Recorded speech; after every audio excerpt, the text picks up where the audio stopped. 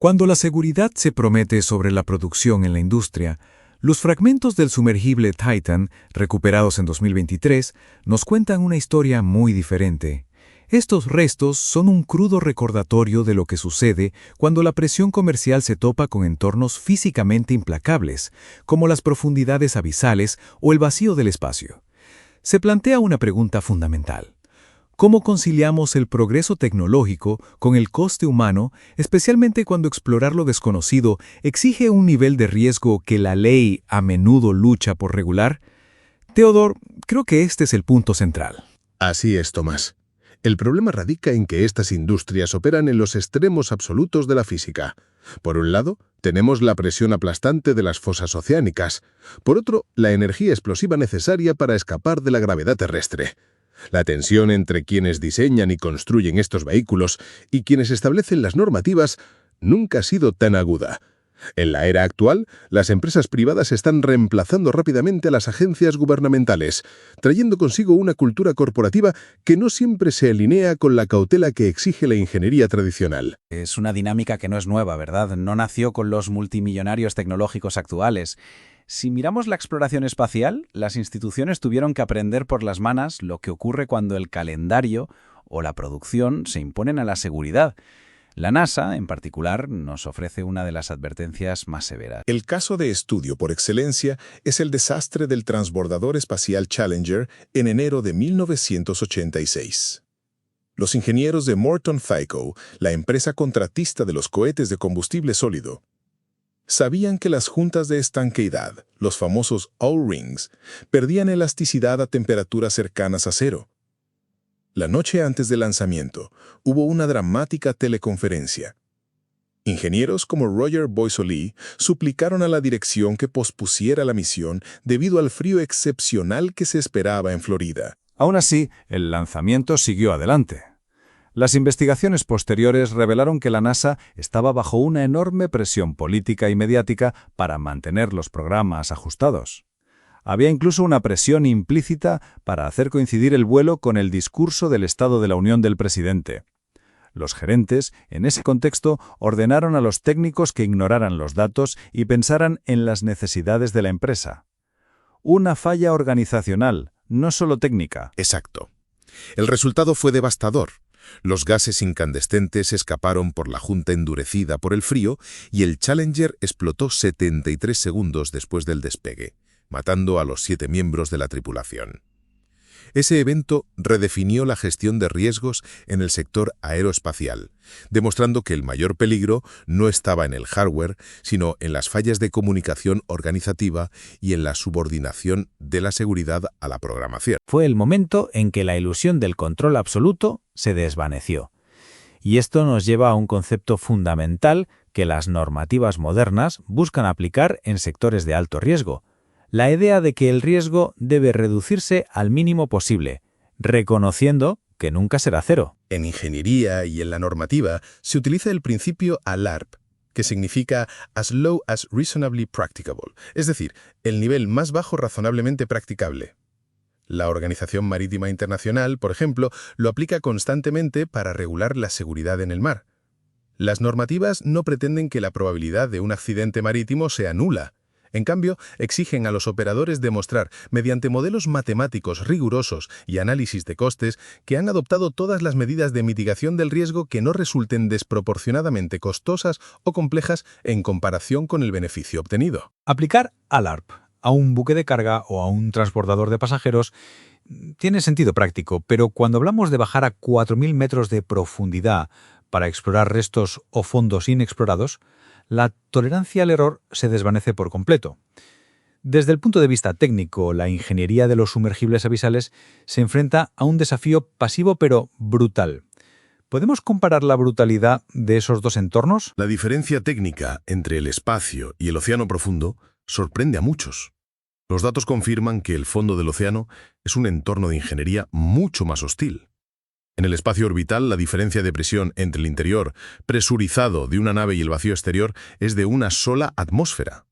El peligro principal en los vuelos espaciales reside en la fase de lanzamiento y en la reentrada térmica. Sin embargo, en el océano profundo, a 4.000 metros, El casco debe resistir una fuerza de unas 400 atmósferas, es decir, toneladas de peso por cada centímetro cuadrado. Y la respuesta a un fallo también es dramáticamente diferente. Si hay una despresurización parcial en el espacio, la tripulación a menudo tiene tiempo para ponerse los trajes de emergencia o aislar compartimentos. Pero un fallo estructural a esas profundidades oceánicas... La implosión ocurre en fracciones de segundos, literalmente más rápido de lo que el sistema nervioso humano tarda en registrar la señal de dolor. Es aquí donde las normativas de certificación se convierten en la línea de demarcación entre la vida y la muerte. El vehículo submarino Alvin, operado por la Marina de los Estados Unidos, ha realizado miles de inmersiones con total seguridad. Su esfera habitable de titanio, de varios centímetros de espesor, se somete a pruebas rigurosas para resistir presiones de 1.25 veces el límite operativo máximo. Existe un protocolo de la Marina, el P929, que regula severamente cada aspecto del diseño y operatividad en aguas profundas, confiando en entes de clasificación como el American Bureau of Shipping para verificar los materiales. Pero aún así, la industria privada ha encontrado el modo de ignorar estos estándares consolidados. En el caso del sumergible Titán, su creador eligió deliberadamente eludir las agencias de clasificación naval. Su argumento público era que el proceso de certificación, que requiere años de pruebas lentas y meticulosas, sofocaría la innovación tecnológica. ¿Qué implicaciones tuvo esa decisión sobre el diseño? Stockton Rush optó por utilizar fibra de carbono para el casco de presión, acoplada a cúpulas de titanio.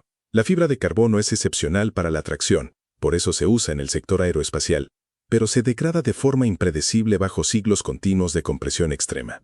Rush sostenía que un sistema de monitorización acústica interna avisaría a la tripulación en caso de inminente delaminación del material, dándoles tiempo para ascender. Sin embargo, los técnicos del sector sabían que este enfoque era fatal.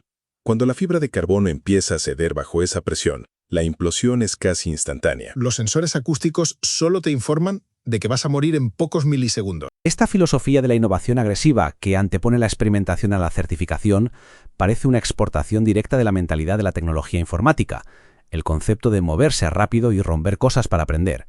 Pero cuando el fallo implica la pérdida de vidas humanas, la falta de normativas impositivas se convierte en una laguna imperdonable. ¿Cómo choca esta mentalidad con el sector aeroespacial privado, donde vemos a empresas como SpaceX adoptar metodologías de desarrollo similares? SpaceX utiliza un enfoque de desarrollo iterativo rápido que prevé la pérdida de prototipos durante las pruebas, como hemos visto con las espectaculares explosiones de los cohetes Starship en Texas. Sin embargo, la dinámica normativa es diferente. La Federal Aviation Administration, FAA, requiere evaluaciones detalladas sobre el impacto ambiental y la seguridad de las áreas circundantes antes de cada lanzamiento. Cuando los restos de un lanzamiento experimental se esparcieron sobre áreas naturales protegidas, los reguladores bloquearon las operaciones hasta que se implementaron medidas correctivas. Entonces, la FAA interviene fuertemente para proteger el medio ambiente y al público no involucrado en tierra. Pero cuando se trata de los pasajeros de pago que suben a bordo de estos vehículos comerciales, el enfoque de la agencia cambia radicalmente. La regulación parece dar un paso atrás para no obstaculizar la naciente industria del turismo espacial. Esto me resulta muy contradictorio. Lo es. El Congreso de los Estados Unidos ha establecido un periodo de aprendizaje normativo que ha sido prorrogado varias veces. Esta moratoria prohíbe la División de Transporte Espacial Comercial de la FAA, la FAA-ST, imponer requisitos de seguridad rigurosos para el diseño de los vehículos destinados a los pasajeros. Actualmente, la ley federal se basa en el principio del consentimiento informado. Los pasajeros, definidos legalmente como participantes en el vuelo espacial, deben firmar documentos formales en los que reconocen explícitamente que el gobierno de los Estados Unidos no ha certificado el vehículo espacial como seguro. Eso significa que se transfiere toda la responsabilidad de la aceptación del riesgo del diseñador gubernamental al consumidor privado. Este modelo del consentimiento informado podría funcionar para aventureros acaudalados dispuestos a apostar su vida, pero plantea cuestiones éticas enormes si consideramos el objetivo final de estas empresas, el transporte espacial de masas y la instalación de colonias extraplanetarias. ¿Es sostenible este modelo a largo plazo? La transición de la experimentación de alto riesgo al transporte comercial de masas requiere un cambio de paradigma que históricamente siempre ha costado caro. La aviación civil comercial ha alcanzado su actual nivel de seguridad maníaco precisamente analizando metódicamente las tragedias del pasado e imponiendo normativas inflexibles. Investigadores de organizaciones como The Aerospace Corporation han desarrollado modelos matemáticos para predecir las tasas de fallo de los futuros vuelos suborbitales comerciales, pero la muestra estadística de vuelos reales es aún demasiado pequeña. Estamos construyendo una industria basada en decenas de vuelos de prueba, mientras la aviación comercial se basa en miles de millones de horas de vuelo consolidada. Esta tensión entre plazos comerciales y supervisión rigurosa no afecta solo a las fronteras experimentales. La industria aeronáutica tradicional nos ha proporcionado un ejemplo devastador de cómo la presión productiva puede corromper el proceso normativo desde dentro. El desastre del Boeing 737 MAX no tuvo nada que ver con la exploración de entornos extremos, sino que fue enteramente guiado por la necesidad de proteger las cuotas de mercado contra una empresa rival. Eso me parece aún más grave. El caso del 737 MAX evidencia los peligros extremos de la desregulación práctica. Boeing tenía urgencia por introducir en el mercado un avión con motores más grandes y eficientes para competir con el Airbus 320 Neo. Para evitar someter a los pilotos a un costoso y largo entrenamiento en simulador, diseñaron el nuevo avión para que se comportara exactamente como los viejos modelos, implementando un software correctivo llamado MCAS. Este sistema debía bajar automáticamente el morro del avión en determinadas condiciones aerodinámicas para prevenir la entrada en pérdida. La paradoja trágica es que la FAA, para acelerar los tiempos de certificación, había delegado gran parte de la autoridad de revisión a los mismos ingenieros de Boeing. El controlador cedió su papel al controlado. Un conflicto de intereses evidente. La presión corporativa llevó a decisiones de ingeniería fatales. El sistema MCAS dependía de los datos de un solo sensor, del ángulo de ataque, violando los principios básicos de la redundancia aeronáutica. Además, Boeing eliminó la información relativa al sistema MCAS de los manuales de vuelo de los pilotos, considerándola superflua. Cuando los sensores defectuosos activaron de forma anómala el sistema en los vuelos de Indonesia y Etiopía, empujando los aviones hacia abajo, las tripulaciones se encontraron luchando contra un software invisible cuya existencia ignoraban. Esos 346 muertos son el resultado directo de un sistema normativo que permitió que los objetivos de producción eludieran los requisitos de seguridad fundamentales. Las direcciones corporativas a menudo perciben las regulaciones como fricción burocrática que frena el progreso o devora los márgenes de beneficio. Pero estos manuales de cumplimiento no nacen del deseo de complicar el trabajo de los ingenieros. Cada regla, cada requisito de redundancia y cada protocolo de inspección representa la lección aprendida de un desastre anterior.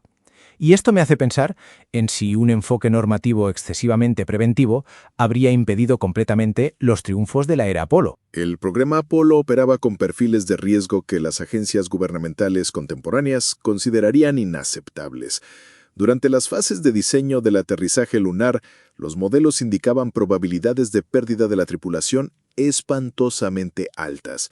Sin embargo, el contexto estaba dominado por un imperativo geopolítico existencial de la Guerra Fría que la sociedad estadounidense y sus líderes consideraban suficiente para justificar el riesgo. Hoy, las dinámicas han cambiado.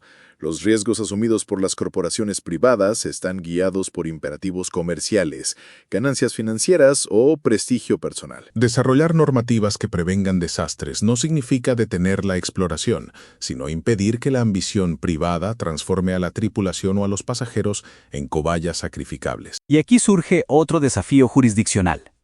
En el espacio existe el Tratado sobre el Espacio Ultraterrestre de 1967, que hace a los gobiernos nacionales responsables de las actividades realizadas por sus actores privados más allá de la atmósfera. Pero en el océano profundo, en cambio, reina un vacío legal casi total. Si uno opera en aguas internacionales, a 4.000 metros de profundidad, se encuentra fuera del alcance de cualquier agencia de supervisión nacional. Exacto.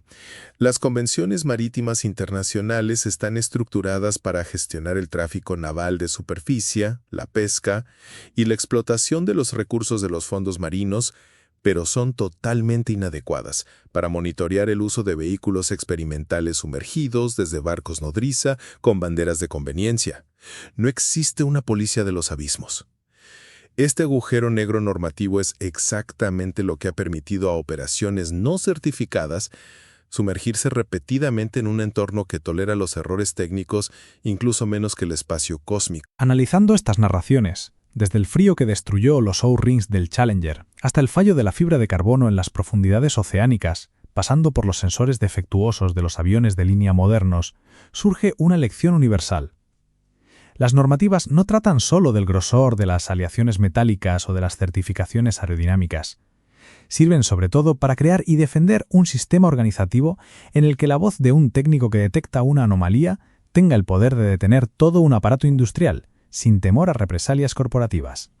En esencia, las normas protegen al disidente. Los sistemas de alta fiabilidad se basan en la capacidad institucional de acoger las dudas y detener las operaciones cuando surgen anomalías. Las reglas sirven para proteger a quienes tienen el coraje de decir que el vehículo no está listo para partir.